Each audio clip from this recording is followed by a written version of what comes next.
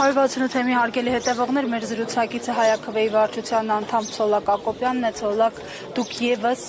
այսպես թիրախավորվել եք իշխանությունների կողմից, նույնիսկ համալսարանի աշխատանքից, դասախոսական աշխատանքից զրկվեցիք իշխանությունների թեթև ձեռքով, խնդրեմ դուք այսպես ուղիղ կանգնեք։ Այսօր ինչ ուղերձով եք այստեղ, որովհետեւ Հայաստանի Հանրապետության, Արցախի Հանրապետության աջակցած հայազգի գործարար է հայտնվել դատարանում եւ ուղղակի մեկ հայտարարության համար եկեղեցուն պաշտպանելու։ Ես այսօր այստեղ եմ գտնվում, որպեսզի պաշտպանեմ մեր արժեքները, մեր սրբությունները, մարդու իրավունքները եւ նա որ ցանկացած քաղաքացի խոսքի ազատության համար չպետք է հալածվի, առավել եւս այն մարդիկ, ովքեր ունեն մեծ ավանդ մեր երկրում, ունեն հարազգործ, այո նրա համար է, որ վերջը այս իշխանությունը հասկանան, որ իրենք տապալել են ամեն ինչ, որ իրենք ձախողել են ամեն ինչ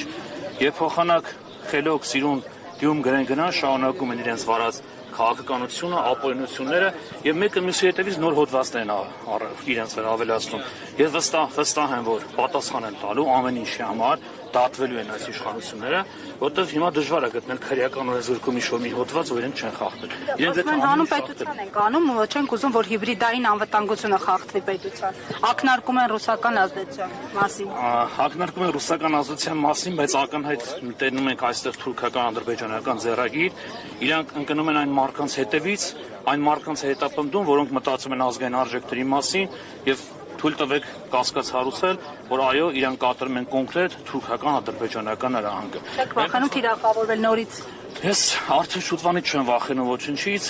չեմ վախենում թիրախավորվելուց, տեսանք իշխանը փորձեն, որևիցե բան չեն կարողանում, նույնիսկ անձակներ իմ մասով, երևում է իրանց քրեական գործերը կարած եւ իրանց ամեն ինչը, ինչի ականատեսն ենք լինում, ես վստահ եմ արդարությունը վերականգնվելու է ու իշխանությունը իրականում փոխանցվելու է հայ ժողովրդին, հայ ժողովուրդը դառնալու իշխանության տեր։ Շնորհակալություն։